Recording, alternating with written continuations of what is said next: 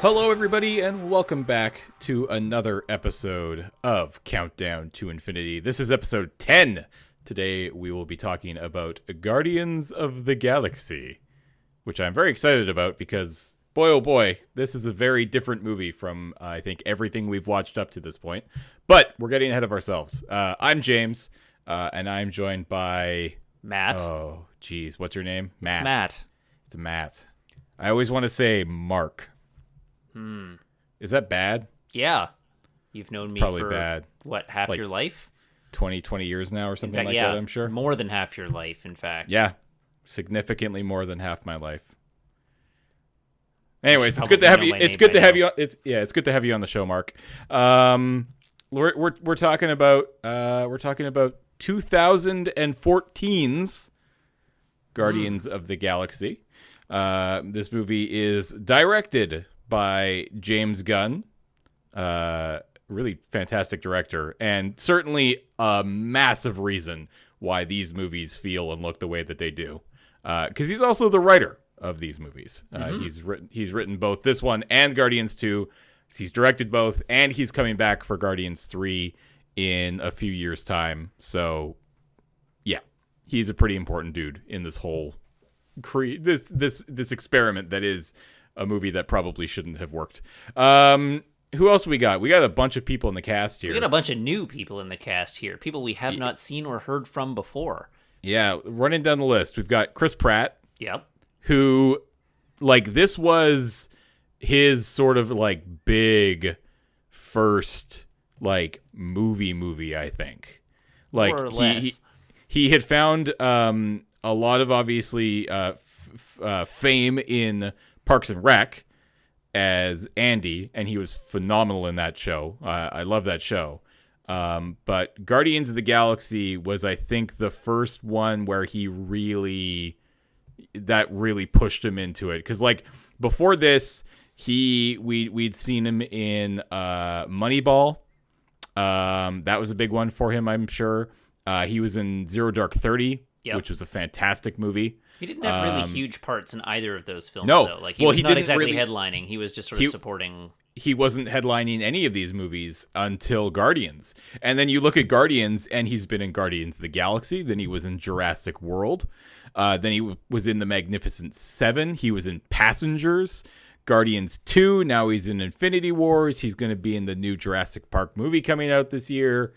This movie catapulted this dude into movie stardom craziness. Yep. Which is cool. He seems like a cool dude, and he's really funny on screen, and I enjoy him in this movie. Zoe Saldana is in this movie. Dave Bautista is in this movie. We've got Vin Diesel, kind of, sort of.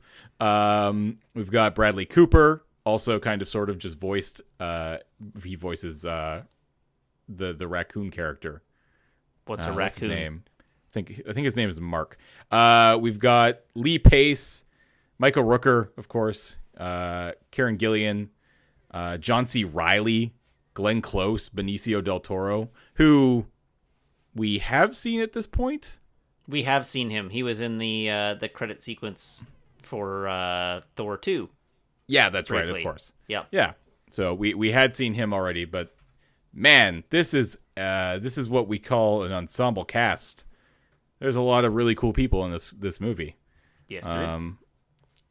And what do we got? What else we got here? People were saying that they missed the little tidbits like this. So let's see. It cost a lot of money to make. Yeah. $232 million gross, $195 million net because they received a huge tax break from filming it over in London. Oh, really? Is that why that is? Yep. And box office, this movie made $773 million, which is insane. Almost $1 billion. Yeah. Just, not a big deal. Almost $1 billion. What else was I reading here? Bunch of other people they were looking at for the role of Peter Quill was Joseph Gordon-Levitt. Oh, really? Yeah, apparently. John Gallagher Jr. which would have been pretty interesting. For me, John Gallagher Jr. In the Newsroom. If you ever watched the Newsroom, that was a very good show. But yeah, eventually I went to Chris Pratt. And that's all the little tidbits you're gonna get there. I think maybe I'll try to do a little bit more research for the rest of this series and give you as much little details like this as possible at the start of the show. But in the meantime, I mean, let's right off the bat. Do you like this movie, Matt? Yeah, it's a good movie. Yeah, this is a good movie. It's a lot of fun. But let's what happens in this movie, Matt? What's this movie about? Okay. So, back in the 80s, Peter Quill's mom is dying, and then she does die, and he runs out of the hospital and is kidnapped by space aliens, and that's how the movie begins. And then we fast forward 26 years into the future, wherein our hero Peter Quill is now an adult living on his own spaceship, flying around the galaxy, kicking rats and stealing relics.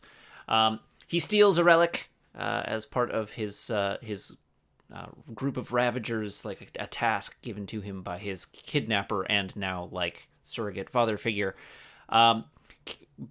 Steals this relic, is captured by like guards, agents of Thanos, or rather agents of Ronan the Accuser, I guess.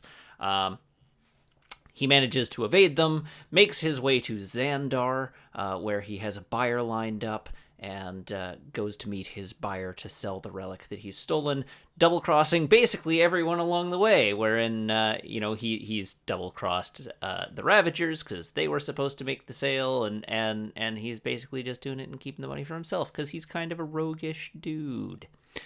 At the same time, daughter of Thanos, Gamora, and Nebula actually are both on loan to Ronan the Accuser, a villainous Kree who has a bit of a grudge against the Xandarians, and he initially assigns the task to Nebula, but ultimately chooses to send Gamora to Xandar for reasons, and I don't remember exactly what those reasons are. Well, to get the stone. Oh, right, he knows, because he talks to the guy, the agents of Ronan that were on the first planet, and finds out that Peter Quill has the stone and has gone to Xandar to sell it.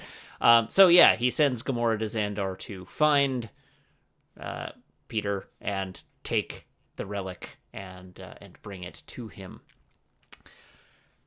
At the same time, Rocket and his walking houseplant / enforcer are, Groot, are hanging out on Xandor, just sort of looking for, being bounty hunters and looking for people that have bounties on their heads.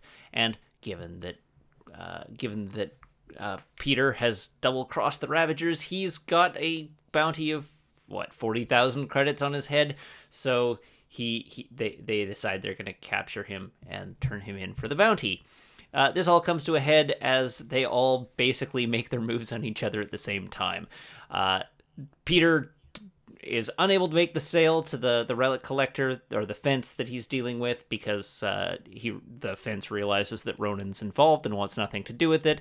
Gamora then steals the orb from him right around the same time as Rocket and Groot try to capture Peter. There's a big ridiculous chase and so on that goes on throughout the city of Xandar before they are all captured by Nova Corps and taken to the Kiln, an interstellar prison. There they meet Drax, who really, really wants to kill Gamora because Gamora is the daughter of Thanos, and Thanos killed his family, so he wants revenge. They ultimately convince him not to kill Gamora because it turns out that Gamora was actually planning to double-cross Thanos and take the relic and keep it away from him. And so they just hatch a plan to escape from the Kiln prison and, go sell the relic and make money. They escape from the prison, causing a whole bunch of chaos in the process. and make their way to Nowhere, which is the head of an ancient celestial being, which is now a like an outlaw outpost. And they make their way there. They find Tavan the Collector on Nowhere, and they try to sell him the relic. And he reveals to them that the relic they have is in fact one of the Infinity Stones. And he tells them about the amount of power that they can wield, or that the Infinity Stone possesses, and how it will destroy lesser beings who try to use it. His slave girl / assistant tries to break free by taking the stone and using its power to smite Tavan, but it disintegrates her, blows up Tavan's shop, and they are unable to make this sale. But they also realize that the Infinity Stone is too powerful to allow to fall into that, like, just to allow to fall into anyone's hands. At the same time as this happens, Drax and Rocket get drunk and into a fight, and Drax calls Ronan to Nowhere, telling him that he wants to face him. Ronan shows up and basically just beats the pants out of all of them, and ultimately the Guardians of the Galaxy are saved after, saved from this defeat when the Ravagers show up and capture them and bring them on board their ship. Are we following all this yet? So they all end up on the Ravager ship. Some arguments ensue. They convince the Ravagers that the Xandarians are in extreme danger, and that they need to go to Xandar to stop. Sorry, I guess during all the previous rigmarole, Ronan got the Infinity Stone, and then using the Infinity Stone double-crosses Thanos, telling him that, no, I'm not going to turn this stone over to you. I'm going to use it to gain my own power, wage war on Xandar, and then come back and get you, basically, to Thanos. So the Guardians of the Galaxy convince the Ravagers that they need to stop Ronan before he gets to Xandar, so they mobilize the Ravager fleet. The Guardians get back on board the Milano. They send a message to the Nova Corps on Xandar, telling them that the Dark Aster, Ronan's ship, is headed their way and that it must not make ground. And they basically lead an all-out battle at the end to try and stop the ship from making ground and stop Ronan from being able to destroy Xandar. Unfortunately, this giant battle ends in failure as the Dark Aster crashes into the main capital city on Xandar, and all hope appears to be lost until Peter challenges Ronan to a dance fight. And in the process of this dance fight, he manages to distract Ronan just long enough for them to separate the Infinity Stone from his hammer. Peter grabs the Infinity Stone out of the air, and then through the power of friendship, they are able to channel the power of the Infinity Stone to do away with Ronan and save the day. They then turn the Infinity Stone over to Nova Corps, and everybody is happy again. Sure. They guard the galaxy, I think, is really where I should have ended that. But yeah, they guard the galaxy. He even says in that final fight, he calls them the Guardians of the Galaxy. He does, in fact. It's one of those, These oh my God, are your Guardians of the movie. Galaxy. And then you're like, yeah, there's the line. There it is. You don't have to wait as long in other movies, like Iron Man. He says Iron Man pretty quick. Yeah. But in this one, you have to wait until like the last scene, basically. Yeah. They really make you. They really make you wait for it. Yeah. So that pretty much more or less wraps up the whole thing. So all right, I cool. guess, I'll see you back here next week. Same time. Yeah, exactly. I mean, so one of the big things with this movie is clearly it is very far. I mean, so I guess I shouldn't say it's very far removed from Marvel Cinematic Universe. I mean, it is in the sense that it takes place a very far ways away. like, size wise, it's a long ways away from Earth. But there's definitely some tie-ins here and there. But it does definitely have a very different feel and look to it than any other Marvel movie. And more importantly, I think it did a huge service, I think, to the MCU going forward from this movie that borrowed from the look of borrowed from Guardians. Absolutely. Right? I think I don't want to say it's like I don't even want to say it's like a soft reboot of the series or of the universe. It's just they definitely shifted. I think there was actually there was a very visual shift in how these movies looked between the previous episode, just like Winter Soldier, and then this. Those were two so different. I don't know. Yeah, I would say this movie solidified the look of the Marvel Cosmic Universe. So, yes. This movie is a lot more neon. It's, a little very, very sort of Jack Kirby-esque, I guess. Mm-hmm. A lot more fanciful design and just it's more out there, and it's more trippy 60s color and design influence in this film, and it picks a little bit of that up from Thor and Thor 2, but it just it takes that ball and runs with it, absolutely, to the other extreme. And I think the shift that you see is that in solidifying the look of the Marvel cosmic films, or the cosmic universe, all of the films that take place in that sort of cosmic side take their cues from this movie, for sure. I think you have a harder time arguing that something like Ultron or which would have been well in development when this came out, or Captain America Civil War take a whole lot of there's a key design team that works across most of the Marvel universe, so yes, they are taking their cues from themselves, but Doctor Strange, for instance, looks Doctor the way Strange it does because it's in the cosmic universe. Guardians of the Galaxy 2. Well, it's in both though, right? And that's one of the reasons why I love Doctor Strange so much, and I'm excited to watch it again, and I'm excited to talk about it, is that is a movie that marries those two arguably very different universes, right? That was the bringing together of this universe that basically just took place on Earth, and taking everything that happened outside of Earth, Asgard, Guardians, and actually bringing them together. Yeah, so while while absolutely you don't see a lot of the cues from this movie in Ultron, because as you say, Ultron is the next movie in the MCU that we're going to talk about, so it would be hard for them to incorporate as well as, or as deeply as they could have. Yeah.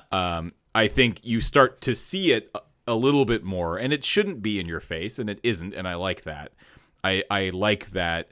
I know that when we're in outer space, it feels like the MCU outer space universe. Yes. And when we're on Earth, it feels like Earth. Yes. But there is a point where it slowly starts bleeding over, right? That's kind of one of the huge main storylines, is that, especially with Infinity War, those two universes are going to come to a head. Absolutely. In a way that they just haven't yet, even in Doctor Strange. Yeah, and with this movie, they started venturing into the cosmic aspects of the universe more as well in future films, in ways that made sense. Because the next time we'll visit something that's clearly got that cosmic inspiration will be Ant-Man, which is only one film away, and the entire microverse again is pulling on that same kind of design influence, and it's trippy cosmic. Yep.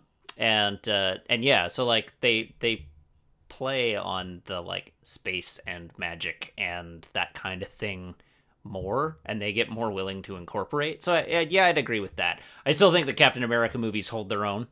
The Captain Americas and the Avengers so far have though they happen on Earth and they look like they happen on Earth, and they they're not really dealing with the cosmic at all. But I completely agree with you. Having that, like, this is what space looks like, and this is what Earth looks like, and they are very aesthetically different. And then when they cross over, you've got this just like mashing of the two together that looks awesome. Is very cool. Yeah, absolutely. So I guess before we start talking about the actual movie itself, because we still haven't really done that yet. So visually speaking, this movie is significantly different than any movie that's come before it. But this movie also plays with something else, which is music, which is not something that the Marvel movies are particularly well known for. To be fair, the Marvel movies, and I think rightfully so, sometimes do get a little bit of flack for their music because it's often not particularly overwhelming. I think there are definitely some there are bits here and there throughout the series that I would say this is fantastic, but overall I would agree that maybe the music is not the best it could be in every Marvel movie. So I have a pet response to the various videos that came out a while back that were like, the Marvel movies music is boring, from several great movie YouTubers that I respect a great deal, but I don't agree with them. I think the biggest flaw. So sorry, now I'm digressing, but I'm gonna lay it out here anyhow because we've broached the topic. My sort of pet response to that is that the issue with the music in the Marvel universe is not that it's boring or that it's bland. It's that we don't get to hear it over and over again. You remember the Harry Potter theme and you can conjure it to mind, not because it's especially not because it's better than the Avengers theme, but because you heard variants on it in every single Harry Potter movie for a decade. Of which there were 8, and it was the key unifying theme song for all of them. Whereas with the Avengers, we only got the Avengers theme in the Avengers and the Avengers 2, and now we're getting it again in the Avengers 3. And that, like, the one thing that Marvel hasn't done a good job with is establishing strong musical themes for each of their characters. Like, Iron Man gets a different theme in each of his 3 movies. Yep. But like all 3 of those themes are actually pretty good and pretty distinct if you hear them on their own. But it's not like Iron Man has a theme song that you hear in every Iron Man film. But if he did, you'd better believe that by now you would have it committed to memory. And that, like, the same as Captain America has a bit of one because they pull on the theme from Captain America: The First Avenger a fair bit. But they don't develop it or like unify it into the score of the film enough to have it like persist really and stick in your mind. Yep. But I think that's a fault of like musical vision. Like they just didn't think to have they didn't think to to give each character a musical theme. And it would have been really cool. It's like Thor has his own musical theme, and Iron Man has his own musical theme, and Captain America has his own musical theme. And then in the Avengers, you actually tie all 3 of them together into like an Avengers theme that's like an amalgam or using that like sort of plays on and adapts them all into a team theme. And I think that's where the fault is. I actually really like a lot of the music in the Marvel cinematic universe. You just don't live with it long enough or enough times to really be able to conjure it to mind the same way you do the really long-standing classic superhero, Superman theme and the Spider-Man theme to a lesser extent. Anyhow, that's fair. That was a little digression on my part. That's fair, but you still, and that's basically what that's a really good way of looking at it. But that still basically says that, Marvel has some work to do when it comes to their music department. Sure. I just think that the diagnosis of cause is misstating the case. That said, the Guardians movies really stand out on their music as a result. Yeah, well, because what the Guardians did much differently than any other movie is, they had a composer, and it was Tyler Bates, who worked on the film score. So there's original music that's composed by him. Yep. But then it also leaned incredibly heavy on music from the 60s and 70s, which in the movie is meant to, be the music that Peter Quill and his mother shared together when he was a child. And this is his link to Earth. It's his link to home. It's his link to his family. And it's become such this ingrained part of his life that he's built it into his ship, and he walks around with his Walkman, and he's constantly listening to it, and he's willing to risk everything to go back and get it. Right? Yeah. That it's one of my favorite bits is him and the guys trying to escape the kiln, and when he realizes that the guard stole his Walkman, he decides to go back, and that's just a really good bit, and it's just really solid character development that this is a man who is willing to risk it all for this one remaining connection that he has with his previous life on Earth, which I think is really fantastic. And the music is great. I mean, the way that, and this, I guess this is more little tidbits things, because I was reading about this today, the way that Gunn decided to approach this kind of music, or try to find the music that he wanted, was he basically just went and found every sort of reasonably fairly well-known 60s and 70s pop song, and he basically, from what I read, basically every song was picked out ahead of time, with the exception of the David Bowie song, which was picked out in post-production. And he wanted songs that people would recognize, but not immediately be able to be like, oh, sure, that's this, right? Which I thought was kind of cool, because I think that works a lot. Because if all you do is you say, give me the 12 most popular pop songs from the 60s and 70s, then it becomes so much more about them. Yeah. Whereas if you pick 12 of, tier 3 60s and 70s pop songs, people just sort of enjoy it, they listen to it, they think about it, but they don't let it sort of take over and get in front of them and just let them enjoy the movie. One of the things that I love that they did, which I kind of regret never getting one, is they actually did a run of the cassettes. Yes. Yeah, I of knew the that. Awesome Mix Volume 1. They actually did a run of the cassettes, which I think, I should probably try to find one, because it's kind of awesome. Yeah. I have literal no way of playing it, but who cares? that doesn't stop me from also having this phenomenal Guardians of the Galaxy deluxe vinyl album that I bought from Mondo, I believe. I was waiting for you to say ago. Laserdisc.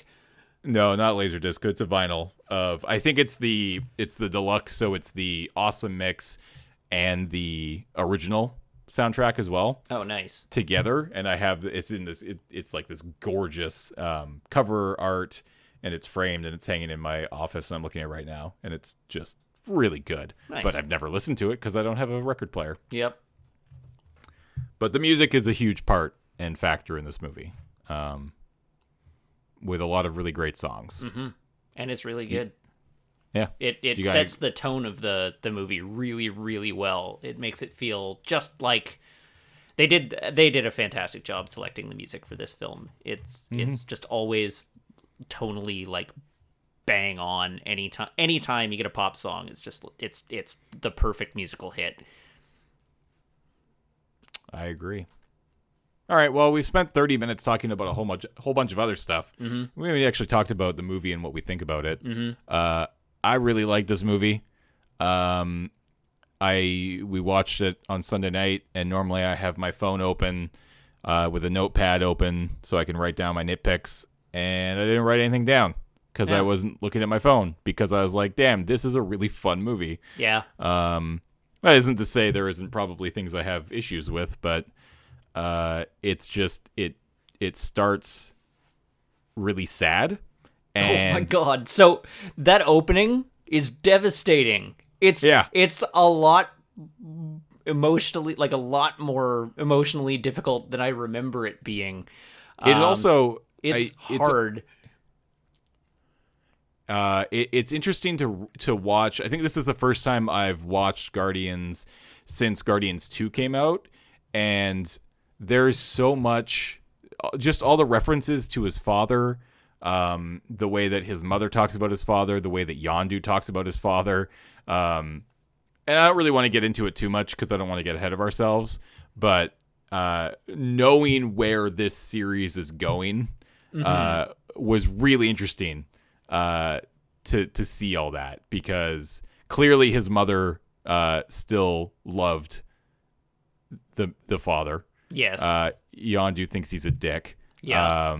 And it just plays really well. Like, it's clear that they had a plan for this. They knew where this one was going, right? Yeah. And I mean, they didn't like that entirely pull Peter's parentage out of whole cloth here. Like, no, sure. There's they were pulling on the character from the comic books. From the comic, yeah. They had a lot of leeway to be able to throw those kinds of references in.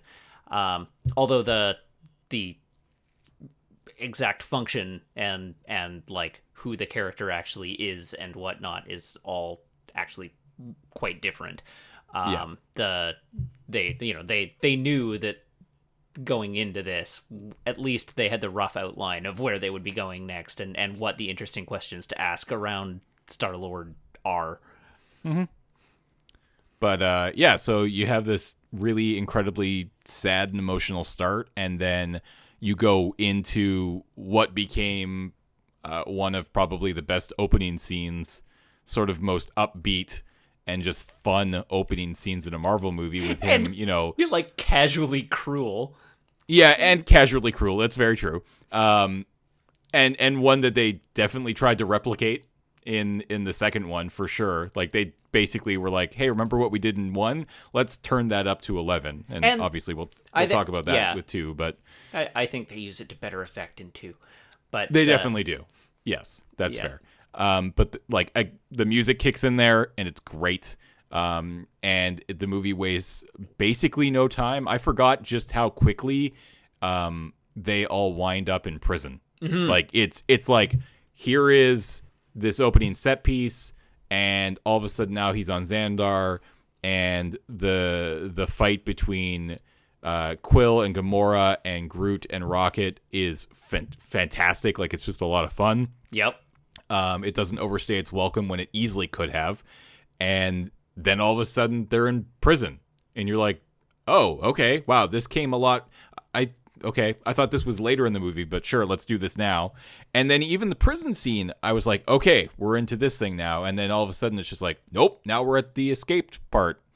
Wow, okay, this movie just does not slow down at all, which is fantastic. Yeah, it moves at a steady clip.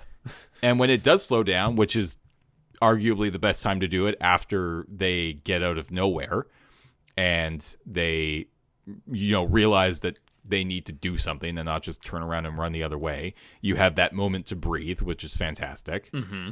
And then right back in to the attack on Xandar and everything that happens there. And then all of a sudden the movie's over and you're like, oh, wow, that was a very quick 2 hours. Mm-hmm. Like, this did not feel like a 2-hour film. I like that when that happens. Yeah, no, this movie moves along at a blistering pace. They do have a couple of moments to stop and breathe, which I like. There's like a couple of good down moments in the prison. There's one in particular there's a couple in particular that I can think of on Nowhere. There's the main one before the final encounter, and it's all in all, it's a swift moving movie, but you never feel like breathless trying to keep up with it. Yeah, that's fair. And then obviously, one of the big things is, we get Thanos. Yes, we do. And in an incredibly real way, rather than just him grinning, after the events of the Avengers. We hear him. Yes. He speaks. I believe he's actually Josh Brolin in this one. Yeah, he's uncredited, but he is the one who is voicing Thanos. And I'm pretty sure he was the one who actually did the performance capture for it as well, but I don't actually know if that's true or not. Looking still just a lot better than he he is currently supposed to be looking like for the movie. I don't know, man. He That's just like took his my hat off. It's like my one biggest worry for Infinity War right now is just I really don't feel like Thanos looks as cool as he did in those early, like after Avengers 1 and even in this one. Yeah. But I don't know. I'm not gonna just say it's bad. Yeah, we're getting casual Thanos. He took his hat Yeah. off. He took his jacket off. Yeah. He's just showing up in his his But tank top. But we get him here, and he's awesome. And he's big and he's powerful, and I Menacing. love where he hangs out. Yes. Just a I think it's floating just- rock in the sky. Yeah, it's just a float. What's it actually called? It has a name where he actually hangs out, and I can't remember. I surely do not know it off the top of my head. That's annoying. Sorry. I can't remember either. No, that's fine.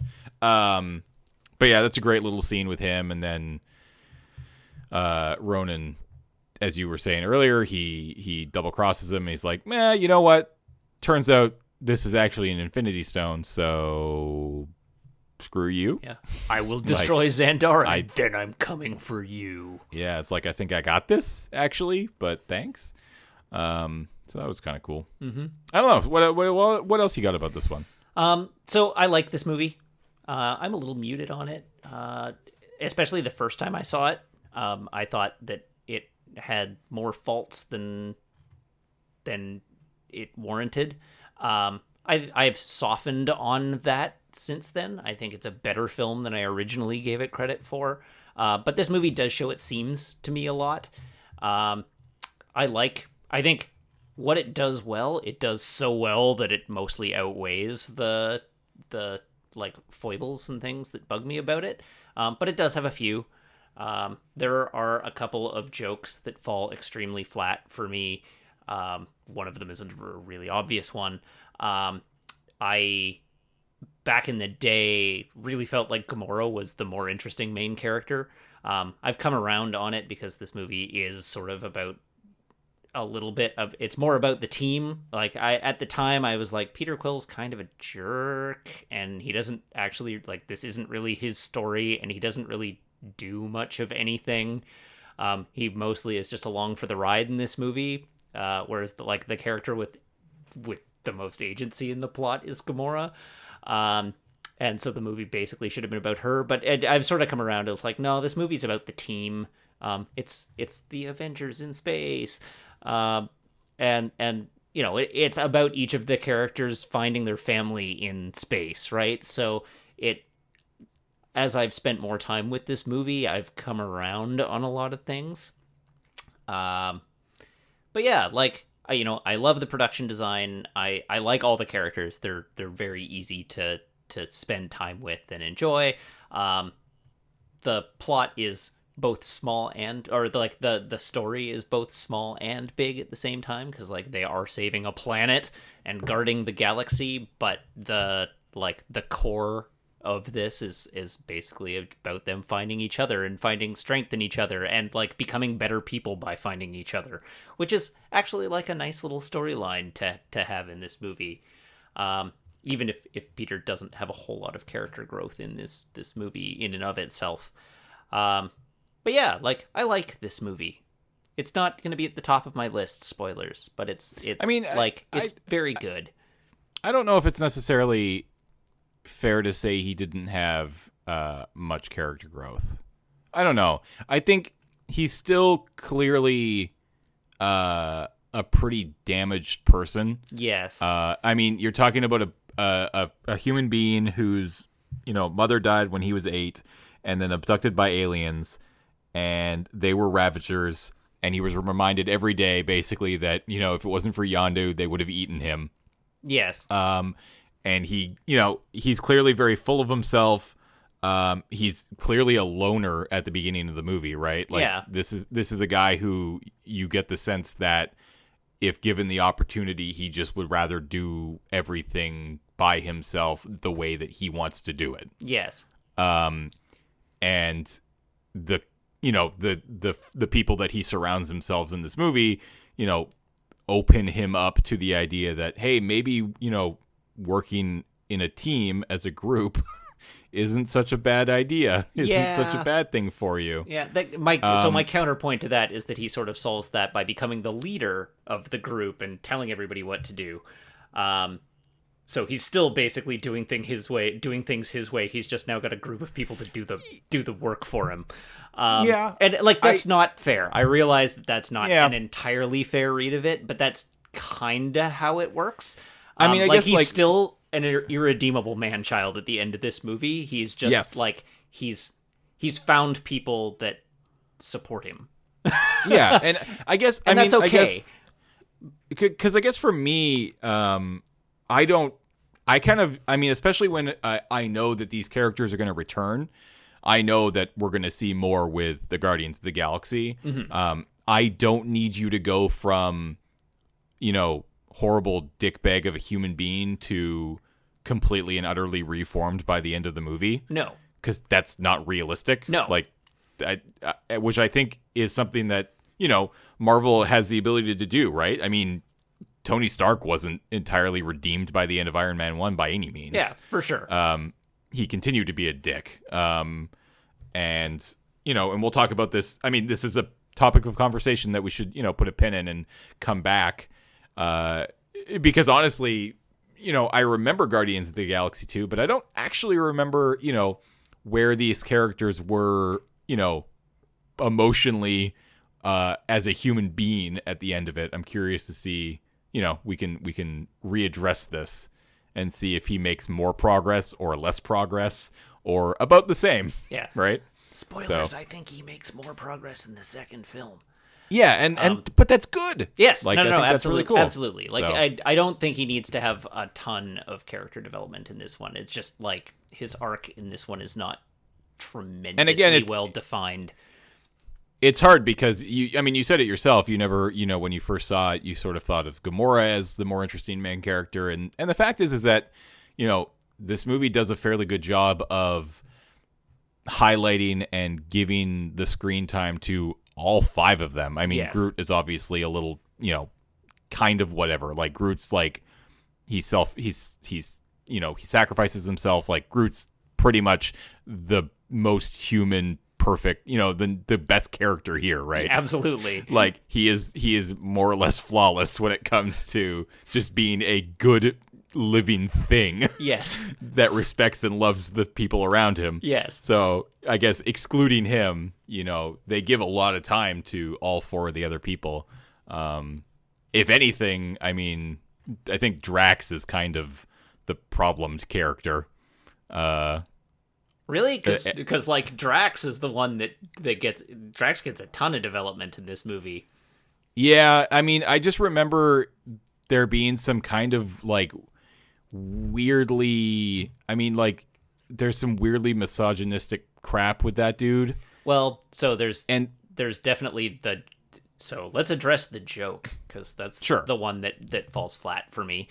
Yeah. That line should have been cut, and I think it wasn't because they didn't have an edit that didn't have it in, like they didn't have the footage. Because well, you should say what the joke is. so that the joke is when, in trying to compliment all his friends, he calls Gamora a green whore. Yes. And ostensibly, the sort of like errata on this joke is that he takes everything literally, and when they were in the kiln, he overheard, like, apparently there was a scene where this happens. He overheard someone call her that like one of the prisoners in the kiln call her that, and took it to be literal.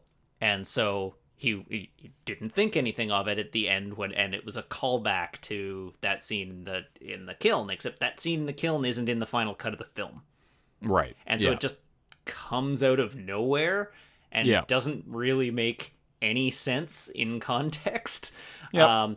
And it's a feel bad joke. Like, that's just a feel bad joke. And it damages the character, it damages that scene. It just like sucks the wind out of the movie at that point. And it's like, if it had been in place where it was a callback and that plot, like the line had been developed so that it made sense, it would make sense. That said, like by that point in the movie, he's trying to give everybody compliments, right? Like in terms of his character development, he's gone from like dead set on revenge, setting out to like kill Gamora, basically, specifically, to following that line, immediately turns around and blows someone away for bad mouthing Gamora. It's like, no one talks to my friend that way, kind of a line, right? After having just done it himself, which is like, that's cute. And if the whole setup had been there, the joke probably would have worked better. But like, just, you know, the launching point of this conversation is like, he starts wanting to kill Thanos, and then like, well, we can get you, you know, and then it's like, oh, it's Gamora, I'm gonna kill Gamora to seek revenge on my family by killing Thanos' daughter. And they're like, well, don't do that, but we can get you to Ronan. And he's like, well, Ronan was involved, you know, I'm gonna kill Ronan. And they point him towards Ronan, and he's so dead set on his mission that he calls Ronan to them and endangers everyone around him on this like impulse of like, I have to kill Ronan.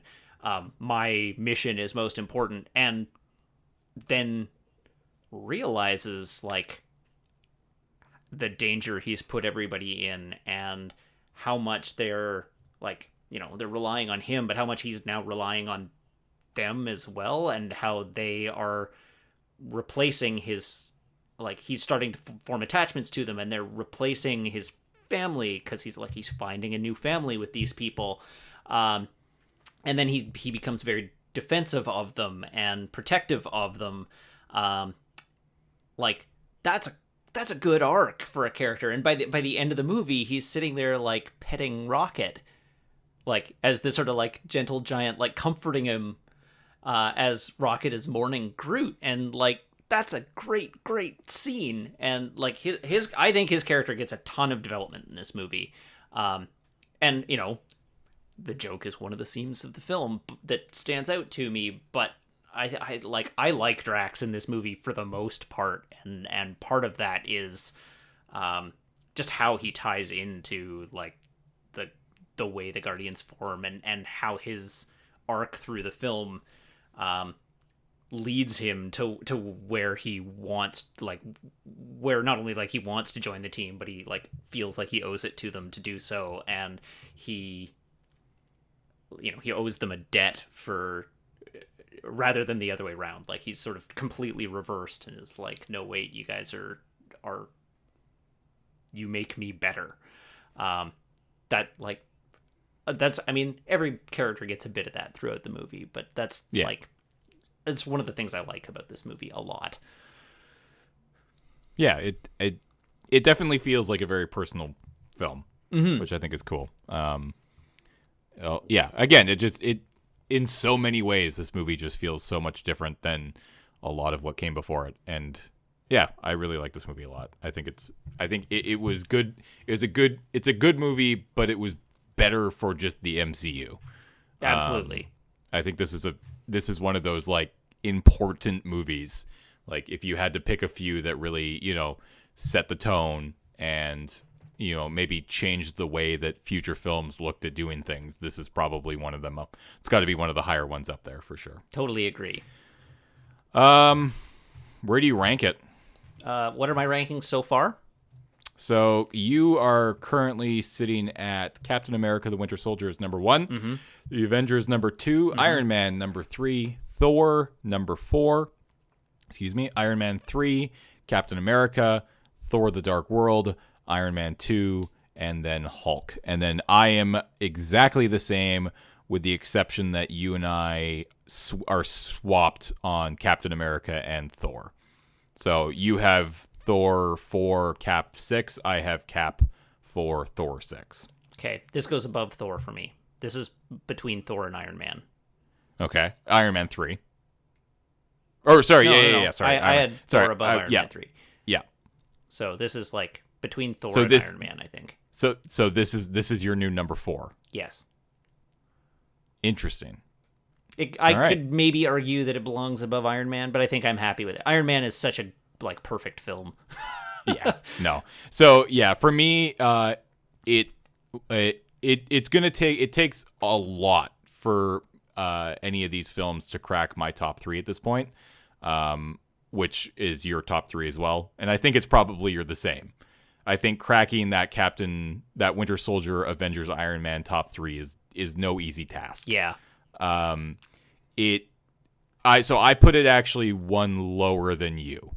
I put this at number 5. I still like, but I think it's like so unbelievably close to Captain America. I think if you asked me tomorrow, I might switch it. Oh, I see. We just found talking, your existential crisis film. Even talking out loud right now, looking at the list physically on my screen and seeing this movie at number 5, you're already regretting it, making me question every life choice that I've ever made up until this point. No, I'm going to stick with it. I'm going to leave it at number 5 because I do think I like Captain America more than this movie. But it is so close. Closer than any other movie so far. Interesting. Cool. But yeah, so that's the new list. We asked you last episode for some suggestions as to how maybe we should be doing the list because it's gonna get harder and harder as we go. We're a little past the halfway point of where our list is going to be at the end in terms of how many more movies need to be added to it. There were suggestions that we should be allowed to reorder at the end of each phase, which I guess at this point doesn't really actually do a whole lot because we only have 2 more episodes or 2 more films left in phase 2. And then we're on our way to Infinity War. And then we're on our way to, phase 3. So we would only really be able to rearrange our lists once before we move forward and get to the very end of the series, which I think is probably fine. So I would be willing to say, I feel like maybe we should just say at the end of next episode, because next episode is Avengers 2, which is a big one, obviously. Mm-hmm. Maybe we should say that after Avengers 2, we are allowed to reevaluate our lists, and then we'll leave them until Infinity War, at which point we can reevaluate once again. Sure. I'm okay with that. I think that's fair, because I don't want to be reevaluating too many times. We're only a few weeks away, so something that happened between the last time we recorded and this recording is Marvel very rudely moved up how dare the date. I wrote a very strongly worded letter, not to worry, and said, hey, we were doing this thing. It's a podcast. Maybe you should listen to it. It's pretty good. But we had this whole thing planned out, and it was going to work out pretty well. And now your movie is coming out 1 week before. So originally, Avengers Infinity War was set to release on May 4th, which was Star Wars Day, which I kind of love, to be honest. Mm-hmm. But now it's being released on April 27th, and also when I say April 27th, what I actually mean is it's really essentially being released on April 26th because movies just open on Friday nights now. I don't even know why they advertise them as the 27th anymore. I don't understand. Yeah, they open as much as 2 days before that. Yeah, it's stupid. I don't like it. Hollywood's a very silly place. Anyways, so we're going to be seeing the movie in, 1, 2, 3, 4, 5, 6, 7 weeks. 7 weeks tonight, Matt. You and I, 7 weeks tonight, you should be just getting off a ferry boat, I think. Closer to 8:30, I think. But fine. And then you and I are going to go and probably other people are going to go see Infinity War, and then we're going to go back to the office and we're going to sit down and record that episode. Yep. What that means is that we will be doing a little bit of doubling up near the end of the show's run. So you can look forward to a few episodes sort of, I think, 4 episodes-ish in the final 2 weeks Yes. Of the show. But that's fine. We'll let you know when they're coming out, and we'll give you a better idea of release date. Probably like normally the show comes out on Sunday, so we'll probably do like Sunday, Wednesday for those weeks to sort of make sure that we're all caught up. Yeah. So. And that's about it. Oh, there was actually quite, but you apparently had something to say as well, so I'll let you go first. Well, what do you got? What's yours thing about? You missed an entire segment. The nitpick thing? No. Oh, the goofs. Yeah, what was your favorite goof? Oh man, the goofs. I mean, so my favorite goof is just Rocket going over the plan of how they were going to break out of the kiln. And he's like, I'm going to need this. Gamora's like, cool, I got it. I'm going to need this. Quill's like, cool, I got it. And then I'm going to need this battery from the wall. And you, as this conversation is happening, you see Groot be like, okay, I can do that. Starts walking over. Conversation's still happening. He reaches up. Conversation's still happening. Rips it off the wall. And as he's ripping it, still happening. As he's ripping it off the wall, it's like, as soon as this comes out of the wall, the whole place is going to go into lockdown, so make sure to get it last. And then the alarm goes off. And then, he rips it out of the wall, and, easily the best goof in the movie for me. Oh, that's a good one. That was not the one that I was going to call out, because I had a few in my mind. There's the obvious one. There's the, I will not succumb to your pelvic sorcery. It's just a fantastic line delivered brilliantly. There is, he got my dick message. Yeah. He got my dick message was really good. And also just watching John C. Reilly deliver the message to Glenn Close, being like, well, he says, he might be an a-hole, but he's not 100% a dick. Yeah. It's like, well, do you believe him? I don't know that anyone's 100% a dick, percent a dick. Yeah. That was a great role for John C. Reilly, by the way. Oh, yeah. He was, I think, when I was reading, it sounded like he was just offered that role. That was not something that he came in and read for, I don't think. He was just, I think people were just like, or I guess James Gunn was just like, I want you to do this. So he did it perfectly, too. Yeah, it's so good. And one of my other favorites is when they're doing the final, talk it out. What are we going to do? Just before the final fight. Yeah. And they all stand up, and then Rocket's like, fine, I'll stand up too. Look at us, all standing. A bunch of losers. I mean, Rocket is just, he's really good in that movie. Yeah. Bradley Cooper did a great job on the voices on that one. But can I pick a favorite? I don't know that I can pick a favorite of all those. That's fair. They're all really good. I like that Cosmo the space dog is in it. Cosmo the space dog is in it is very good. Yeah. The one thing that I wanted to quickly briefly talk about, which is our first ever look back. This is a lot of people pointed this out in the previous episode's comment, which is when we were talking about, the nitpick being like, why not just freaking call Iron Man? Like, he's, maybe he could help you out. And we went off about how that was sort of impractical from both, a storytelling point and just, a movie perspective that changes the feel of the movie by a lot. A lot of people were like, when you were talking about people who were missing, you kind of forgot like one main person that easily could have been there, which is Hawkeye. Yeah. Like, why is Hawkeye not in this movie? Yeah. To which I said, oh yeah, why wasn't Hawkeye in that movie? Yeah. What the hell? To which I said, if you ever want to get the right answer, be wrong on the internet. Because my Twitter was basically unusable for a week with people telling me, how could you forget Hawkeye? You're dressed as Hawkeye in the key art for this podcast. And they're not wrong. They're not wrong. They're not See, wrong at all. That's why I suggested why Iron Man wasn't there, because that's who I'm dressed as. Yeah, it was doubly bad because apparently at some point in that podcast I said all the Shield-aligned heroes are in this film, and that is not true. Yeah, not even remotely true. So I'll wear that. I need to just stop doing these podcasts if I want to never be wrong about things, I guess, because I get corrected a lot. I like being wrong in real life because only a few people correct me. It's much better than being wrong on the internet. Yeah, it's true.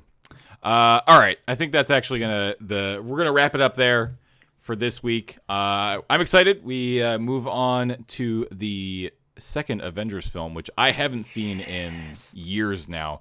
I'm actually really stoked to watch it again. Me too. My strongest memory from that movie, and what will probably be my favorite goof, is that scene where they're all sitting around Tony Stark's house trying to lift up the hammer. Oh yeah. That's the scene that's stuck in my mind. That's the scene that I think about when I think of that movie, and the look on Thor's face when Steve moves it an inch. Yeah, he nudges it. It's just not even like an inch. Not even it's, an inch. It, it's like a centimeter. Vibrates. Yeah. Yeah, it's just like the fact that it visibly moved at all. He's just like, whoa. And I love it. I'm looking forward to seeing that again. It's one of my favorite scenes in all the Marvel movies. And the one that for some reason I really remember from that one. But that'll have to wait till next week. You know what? In the meantime, before you sign off, you know what scene stands out in my mind from Avengers 2? What? Chris Evans tearing a log in half with his bare hands. Oh yeah, that's true. Except for that's not real. That's probably just movie magic. You take that back. Yeah. No, he's the strongest man alive, and he could do that if he wanted to. All right. Next, you're going to tell me he didn't actually hold a helicopter down. Oh yeah. I forgot about that part. Okay, you can sign off now. Oh man, we need to sign. We're just gonna literally. Okay, yeah, we're done. We're done. Thank you everybody for listening this week. That was a ton of fun. Hope you guys enjoyed it. Couldn't do this without your support over on Patreon, patreon.com/LoadingReadyRun. Everything that we do is more or less a direct result of the incredible support that you show us over there. So thank you so much. We really appreciate it. You can, of course, find both myself and Matt over on Twitter at James_LRR. Matt is at Matt_LRR. You can look in the description for links to the Patreon, our Twitter. You'll find Matt's YouTube and Twitter account, or Matt's YouTube and Twitch account. Are you actually going to link my Twitch account this week? Maybe if you stream more often. So I fully intend to be back streaming again on Sunday, which means that by the time this episode comes out, probably on Monday of next week, you will have missed it. But tune back in the following Sunday, and I should be online. To be fair, the reason why the podcast went up on Monday this last week is because I'm an idiot. That's a good reason. This is the first time the podcast is late because I was an idiot. Okay. Because I uploaded the wrong audio. Yeah. So they would have, if I had just uploaded it without checking it, which I'm glad I did, they would have just literally gotten whatever episode, the Thor 2 episode again. Oh. And nobody wants that. Nobody wants to listen to that episode twice. Nice. All right. Yeah, I should probably not make fun of you. You're doing all the work here, so it's true. It's a lot to of work your too. credit, you're doing all the work. I just have to show up. All the work. It's true. Well, you have to watch the movies too. That's hard to do. That's not work. That's fair. Although I did get plenty of flack for my back to the grind photo that I put on Twitter the other day with the Guardians of the Galaxy title card. What'd you do wrong? Well, people are like, "Oh, poor you, having to, it's such hard work. How dare you call it a grind?" It's like I was joking, friends. Yeah, that's fair. Yeah. All right, let's sign off. Let's say Cool. goodnight, and we'll see you next week. Yep. With episode 11.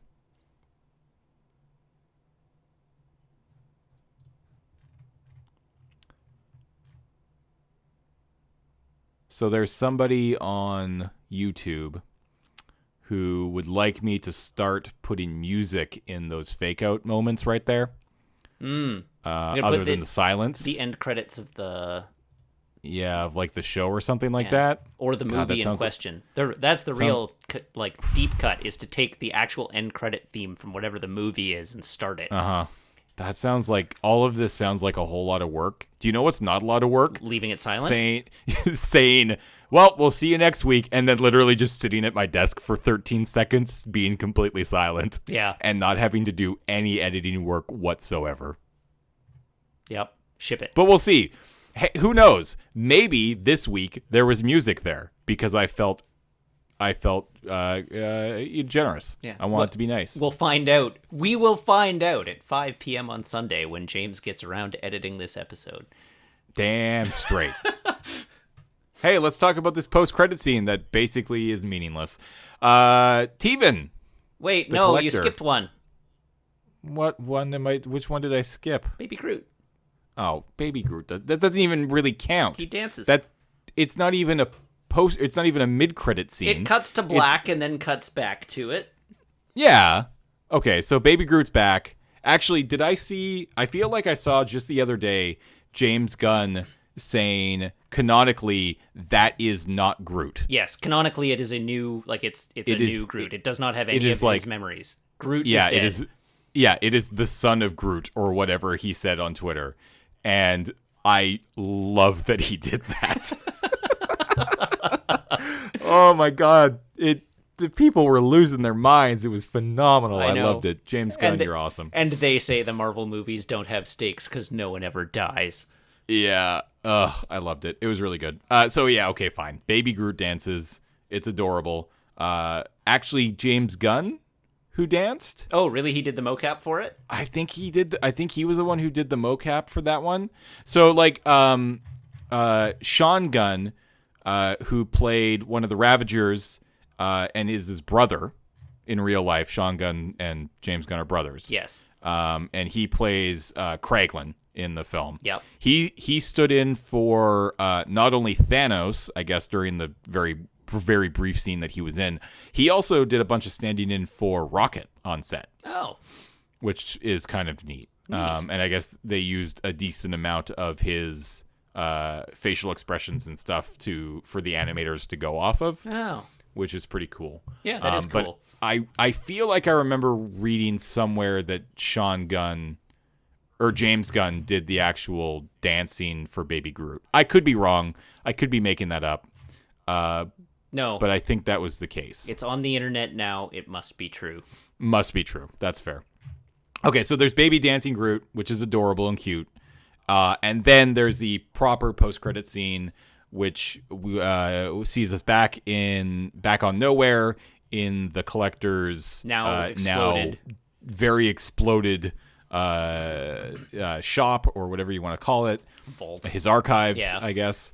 And he's there with the K9. What's the actual Cosmo? I believe it's Cosmo. I'd have to double check, but I'm pretty sure it's Cosmo. Yeah, so it's a cute little dog in the spacesuit, in the cosmonaut suit, and Howard the Duck. Yes. Which, gross. Why do you let him lick you like that? Yeah, it's so weird. So voiced by I had this Seth Green. Really? Voiced by Seth Green. Yep. Yes, it's Cosmo the space dog. Okay, so Cosmo the space dog, and yes, Seth Green as Howard the Duck.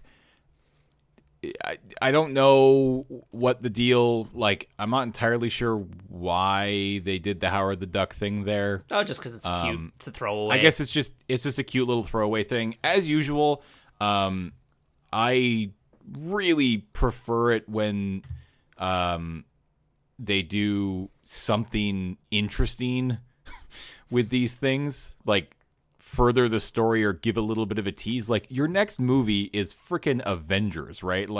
I understand that nothing in this movie that we just watched has anything to do with what's coming up in the Avengers film, but give us something. Yeah. I mean, for the first Avengers, they gave us a trailer. Yeah, I remember, I honestly remember being kind of annoyed walking out of the theater after Guardians, being like, what? Howard the Duck? Come on. I don't want Howard the Duck. I want something cool. I want to know what's going on with the Avengers and stuff. Well, but now I want Howard the Duck.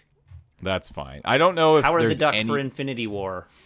I don't know if there's been any talk. Wait, was Howard the Duck in Guardians 2 as well? I don't think so. I just clicked remember. on the Howard the Duck Wikipedia page, and it says voiced by Seth Green in the films Guardians of the Galaxy and Volume 2. Oh. And I really don't remember Howard the Duck being in Volume 2. Neither do I. Oh, maybe he was there somewhere. We'll find out. We'll find out when Twitter tells us. That's fair. I look forward to Twitter telling me things. It's nice when Twitter tells me things. Mm-hmm. All right. I think that's actually going to legitimately do it, because there really isn't much to talk about here. I don't think they've ever said anything about whether or not Howard the Duck was actually going to be something that they would explore in the future. No. Howard the Duck, as far as I know, is kind of a, it's more on the adult side, isn't it? And jokey. It's very, comedy. Yeah. But it's more akin to, like Deadpool, almost. Yeah, I have never read a Howard the Duck comic, so I couldn't really tell you. I can tell you that in one of the Marvel mobile games, he drives a Howard the Duck shaped mech, which is pretty sweet. So he drives a mech that is the shape of him. Well, it's the shape of his a duck bill, basically, and he sits in where the head would be. That's fair. And it's got legs and arms, and he uses that to fight with other heroes in the mobile game. All right. I just happen to know this because I played the mobile game. But yeah, he's a character there. I assume he was just put in this scene because they wanted something funny and cute to do, and they were like, "We're never gonna make a Howard the Duck movie. Let's just throw him in there." I mean, to be fair, I'm sure they didn't think they'd ever make a Guardians of the Galaxy movie. Yeah.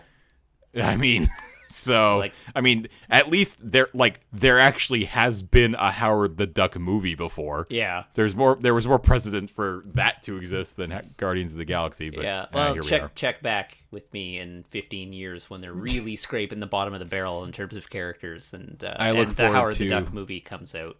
I look forward to Countdown to Howard the Duck. Oh, we better do that podcast. Yeah, we'll definitely do that podcast. All right. Thanks, everybody, for tuning in, and we'll see you next week. Good night.